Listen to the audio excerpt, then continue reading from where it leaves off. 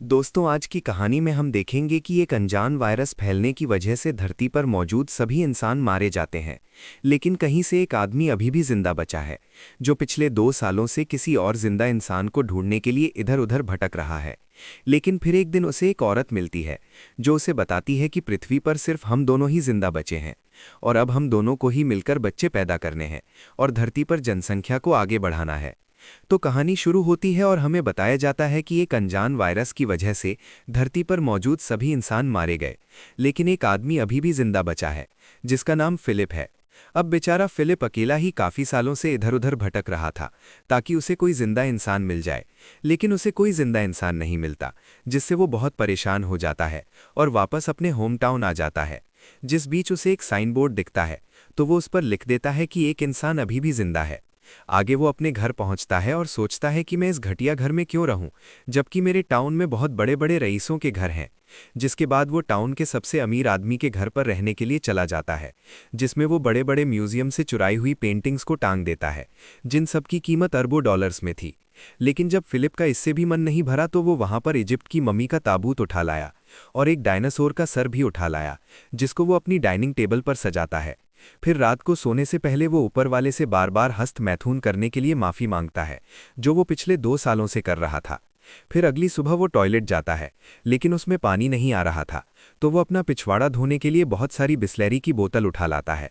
फिर पेट खाली करने के बाद उसे भूख लगी थी, तो वो एक सुपरमार्केट में जाता है, जिसके दरवाजे को खोलने की बजाय वो उसे बंदूक से उड़ा देता है।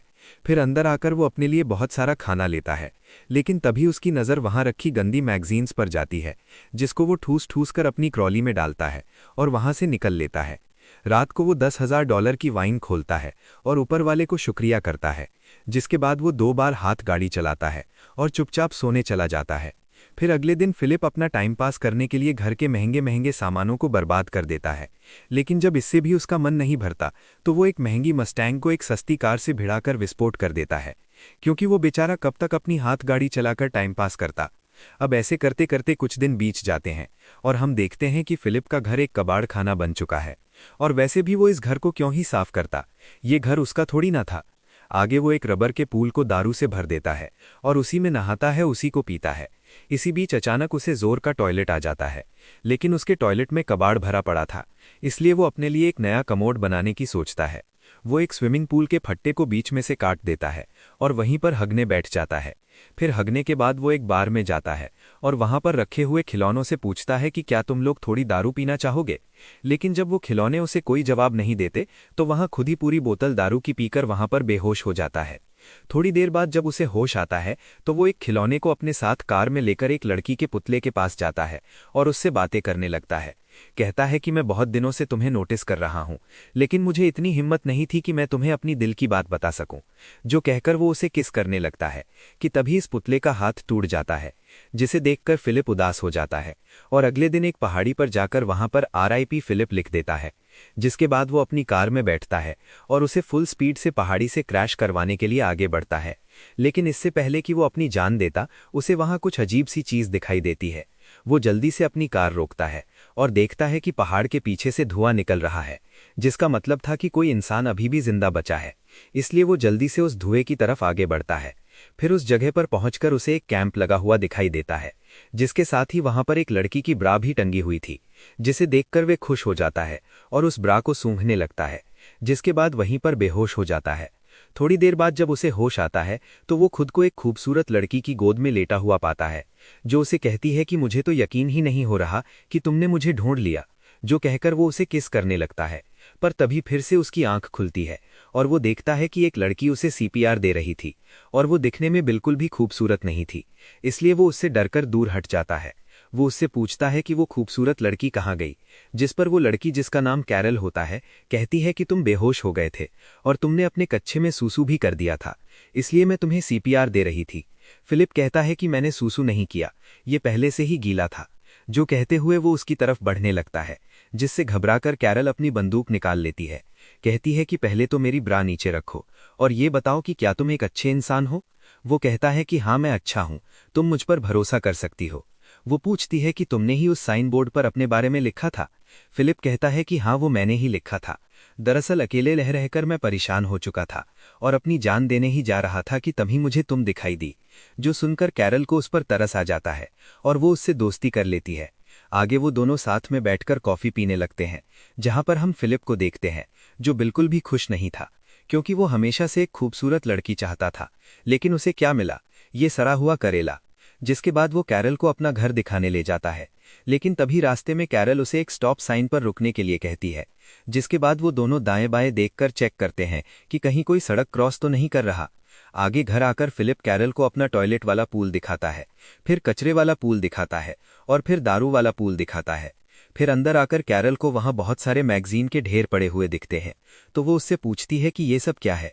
फिलिप कहता है कि ये मेरी हाथ गाड़ी चलाने के लिए गंदी मैगजीन्स हैं। जो सुनकर कैरल हंसने लगती है और कहती है कि मैं तुम्हें जज तो नहीं करना चाहती, पर तुम मुझे बहुत बड़े ठरकी लगते हो। जो सुनकर फिलिप को बहुत बुरा लगता है और वो उसे वहीं पर छोड़ाता है जहां से वो उसे उठाकर लाया था। फिर अगली सुबह जब उसकी नींद खुलती है तो वो देखता है कि कैरल फिर से वहां पर आ गई है और उसके घर का कचरा साफ कर रही है। फिलिप कहता है कि आगे से जब तुम मेरे घर का कचरा साफ करने आओ तो मुझे बताकर आना।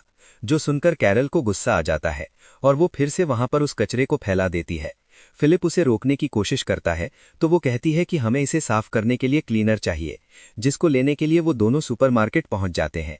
तभी फिलिप अपनी कार को हैंडीकैप लोगों की पार्किंग में खड़ी कर देता है, तो कैरल उसे कहती है कि ये जगह हैंडीकैप लोगों की है, तुम अपनी कार कहीं और खड़ी करो। जो सुनकर फिलिप को गुस्सा आ जाता है और वो कहता है कि कहीं तुम पागल वागल तो नहीं हो, इस दुनिया में हम दोनों के अलावा कोई और है ही नहीं, तो यहाँ पर हैंडीकैप इंसान कहाँ से आएगा। कैरल कहती है कि जो भी हो, पर तुम अपनी कार को कहीं और पार्क करो। अब फिलिप का दिमाग घूम चुका था, तो वो अपनी कार को सीधा सुपरमार्केट के अंदर घुसा देता है। फिर रात को वो अपने खिलौने दोस्तों से बात करने बार में जाता है और उन्हें बताता है कि अब मैं इस दुनिया का आखिरी इंसान नहीं रहा। मुझे लगा था कि मुझे एक खूबसूरत लड़की मिलेगी जिसके साथ मैं रोज मजे करूंगा, लेकिन मुझे क्या मिला? ये सड़ा हुआ करेला। फिर अगली सुबह जब वो बियर से कुल्ले कर रहा था, तभी वो देखता है कि कैरल अपना सामान पैक करके वहीं पर रहने आ रही है। जो देखकर वो दौड़ता हुआ उसके पास आता है और कहता है कि तुम्हें पता है ना, ये दुनिया कितनी बड़ी है, तो तुम्हें रहने के लिए मेरे घर के बगल वाला घर ही मिला था। कैरल कहती है कि इससे तुम्हें क्या प्रॉब्लम है? क्या तुम्हें डर लग रहा है कि मैं तुम्हें गंदी गंदी हरकतें करते देख लूंगी?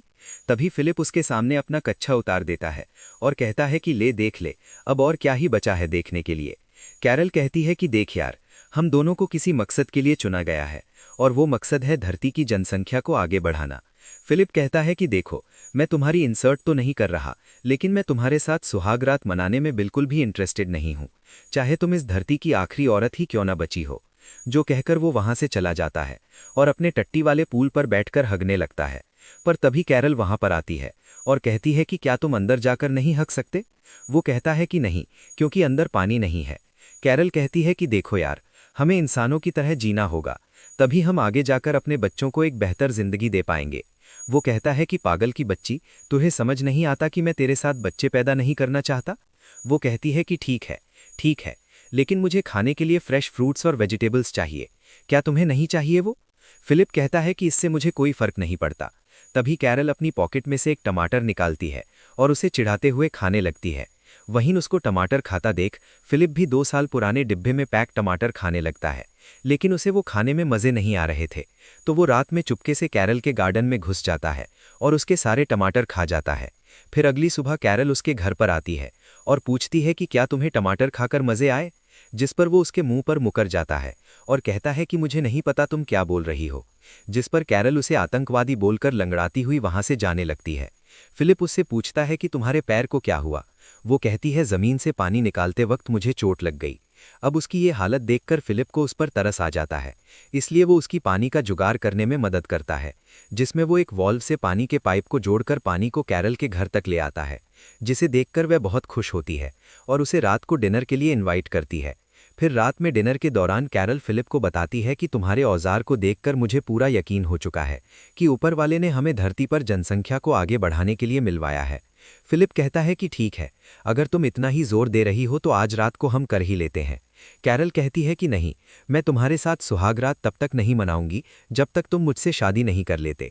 जो सुनकर वो हंसने लगता है और कहता है कि तुम मजाक अच्छा कर लेती हो। वो कहती है कि नहीं, मैं मजाक नहीं कर रही। क्या तुम ये चाहते हो कि इस धरती पर पैदा होने वाला पहला बच्चा नाजायज हो? फिलिप कहता है कि तुम ये शादी क्यों करना चाहती हो, जबकि इस चीज़ का कोई मतलब नहीं है। वो कहती है लेकिन मेरे लिए मतलब है। अगर दुनिया खत्म हो गई है तो इसका मतलब ये नहीं कि हम अपने रीति रिवाज भूल जाएं। अब फिलिप को किसी भी हाल में उसके साथ इंटीमेट होना ही था, इसलिए वो उसके साथ शादी करने के लिए मान जाता है। कैरल कहती है कि पहले तुम मुझे अच्छे से कहो, अपने घुटनों पर बैठकर, जिस पर फिलिप अपने घुटनों पर बैठकर उसे प्रपोज करता है और कैरल उसे हाँ बोल देती है। लेकिन उसकी हाँ सुनकर फिलिप को बिल्कुल भी खुशी नहीं होती, तो वो डिनर को आधे में ही छोड़कर वहां से घर चला जाता है, जिसके पीछे पीछे कैरल उसके लिए खाना लेकर आती है। कहती है कि तुम्हें पता है ना, अमेरिका का राष्ट्रपति मर चुका है, इसलिए अब हम दोनों में से ही किसी को राष्ट्रपति बनकर देश की कमान अपने हाथों में लेनी होगी। वहीं फिलिप, जो उसे बहुत ज्यादा परेशान हो चुका था, कहता है कि तुम ही बन जाओ राष्ट्रपति। वो कहती है कि मैं नहीं बन सकती, क्योंकि मुझे लोगों के बीच भाषण देना नहीं आता।